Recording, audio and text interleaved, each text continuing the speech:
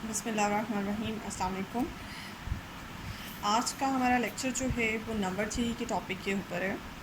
Number 3 में मेरे पिछले लेक्चर में मैंने आपको एक थ्योरम करवाया था। आज उस थ्योरम की हम एप्लीकेशन करेंगे। तो थ्योरम की स्टेटमेंट मैं आपके सामने दोबारा रख दूँ कि फॉर एग्ज़ाम्पल ए और बी हमारे पास कोई से दो इंटीजर्स हैं, और जब इन दो जिसमें से एक one of them is non zero, और जब इन दो इंटीजर्स का हम फाइंड करते हैं जीसीडी, तो वो जीसीडी जो है that can be written as the linear combination of these two elements A and B. तो ए और बी के लीनियर कॉम्बिनेशन की फॉर्म में इस तरह से लिखा जा सकता है उसका जीसीडी। तो ये तो हमने थ्योरम लास्ट टाइम अपने पिछले लेक्चर में मैंने आपको प्रूव करके दिखाया था। आज मैं इसकी एप्लीकेशन आपको बताती हूँ। फॉर एग्ज़ाम्पल ये एक एग्ज़ाम्पल है आपके सामने। ये दो नंबर्स लिखे हुए हैं। एक नंबर है जी आपके पास 256 और दूसरा नंबर है वो 1166। आपने इन दोनों नंबर का जीसीडी फाइंड करना है। और फिर बेसिकली आपका असल क्वेश्चन ये है कि आप इनके जीसीडी को, ठीक है, इन दो नंबर्स के जीसीडी को वैसे ही लीनियर कॉम्बिनेशन में लिखें। GCD of these two number can be written as the linear combination of 256 and 1166 for x और y belongs to z। ठीक है जी। कोई से दो इंटीजर्स आपने लें और इस तरह से इनका linear, you have to show कि जीसीडी जो है इन दो नंबर्स का इस तरह के लीनियर कॉम्बिनेशन में लिखा जा सकता है। इस तरह जब भी आपने क्वेश्चन में ये प्रूफ करना हो कि इनका जीसीडी लीनियर कॉम्बिनेशन में लिखा जा सकता है, तो उसके लिए आपको हमेशा पहले उसका जीसीडी फाइंड करना पड़ेगा। इन दो नंबर्स का पहले आप जीसीडी फाइंड करेंगे। जिन स्टेप्स पे चलते हुए हम जीसीडी फाइंड करेंगे उन्हीं स्टेप्स को बैकवर्ड हम मूव करेंगे तो हमारे पास ये फॉर्म आ जाएगी। ठीक है, आपको मैंने जीसीडी फाइंड करना कोई से दो नंबर्स का प्रैक्टिकली सिखा दिया हुआ है कि कैसे कि हम कोई से दो नंबर्स का जीसीडी फाइंड करते हैं।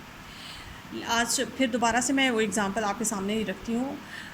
जैसे कि आपने दो नंबर्स का जीसीडी फाइंड करना, एक 256 और एक 1166 है। इनमें से जो बड़ा नंबर होगा उसको आपने छोटे नंबर से डिवाइड करना है।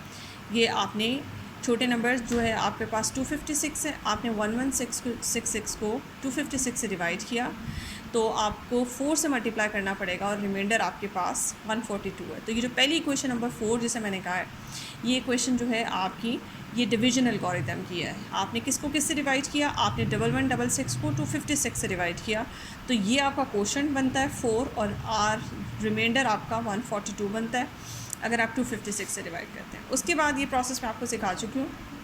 फिर कि जो आपका डिवाइज़र होता है इसको आप यहाँ रखती हैं और फिर इसको डिवाइड करती हैं रिमाइंडर से, और फिर जो एक नया डिवीजन एल्गोरिथम बनता है वो आपकी क्वेश्चन नंबर 3 में।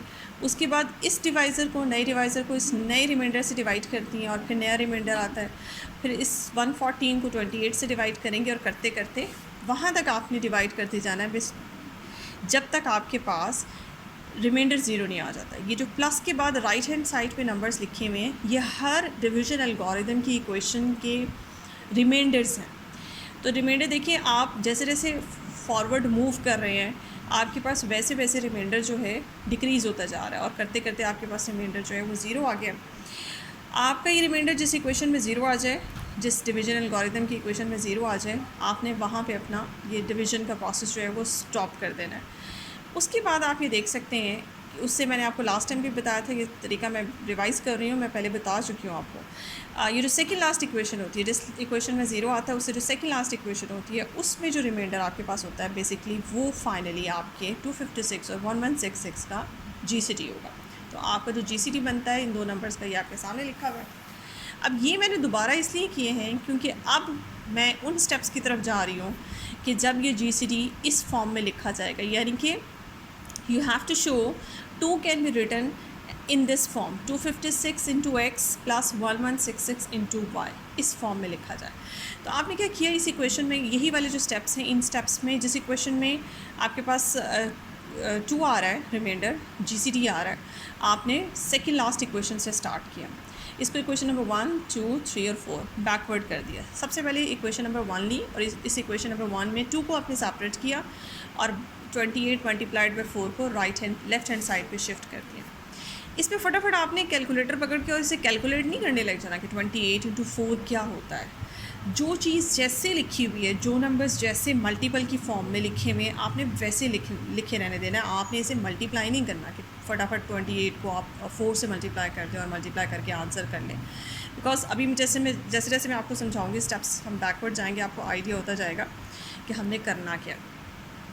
अच्छा, इसके बाद देखिए आप इससे जस्ट ऊपर वाली जो इक्वेशन है, उस इक्वेशन में अगर आप रिमाइंडर देखें तो आपके पास रिमाइंडर है 28।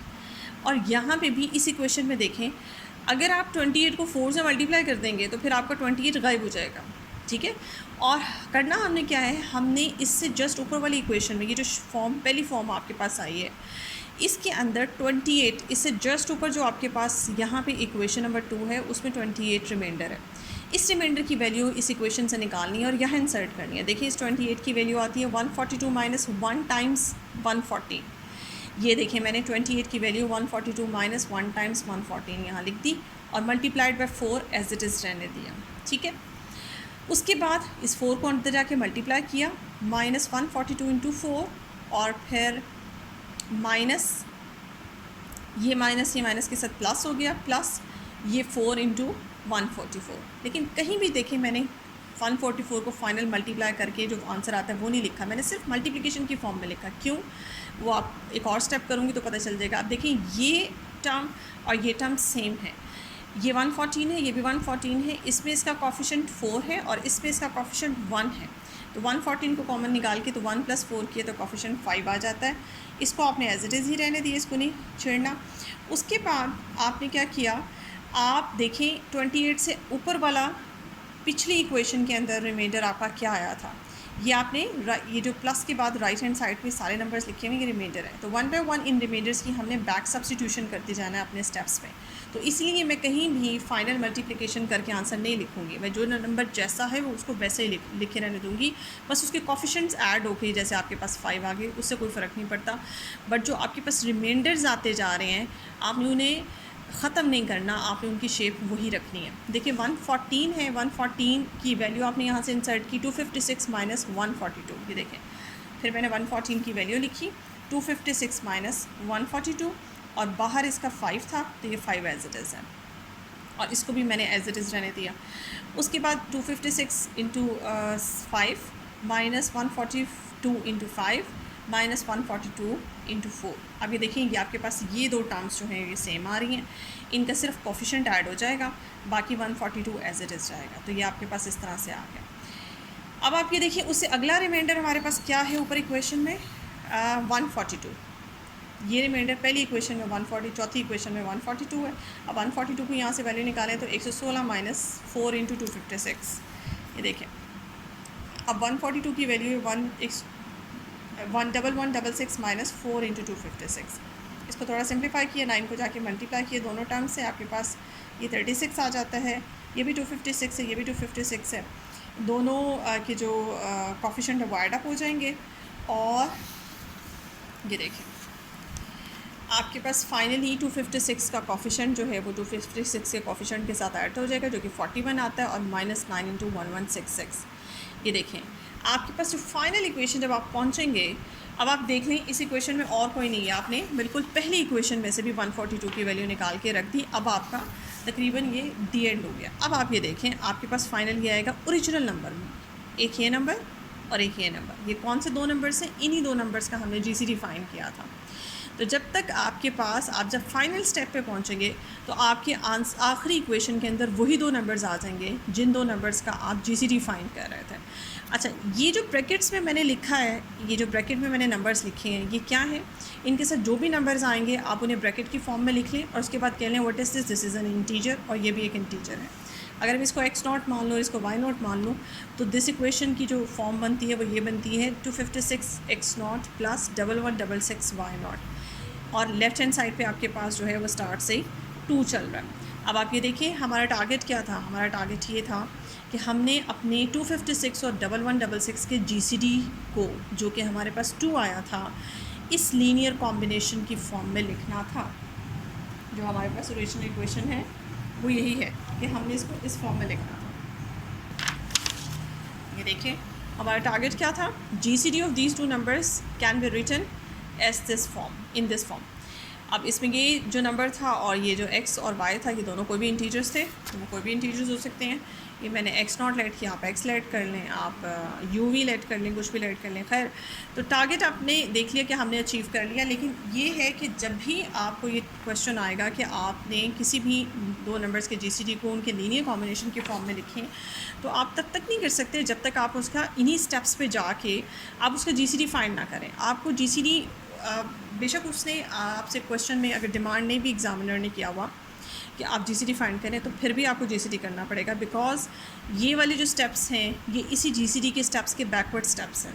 तो जब तक आप ये नहीं करेंगी आप इसको अप्रूव नहीं कर सकती हैं। तो आपने जब भी लीनियर कॉम्बिनेशन वाला काम करना है, आपने उससे पहले जीसीडी फाइंड ज़रूर करना है।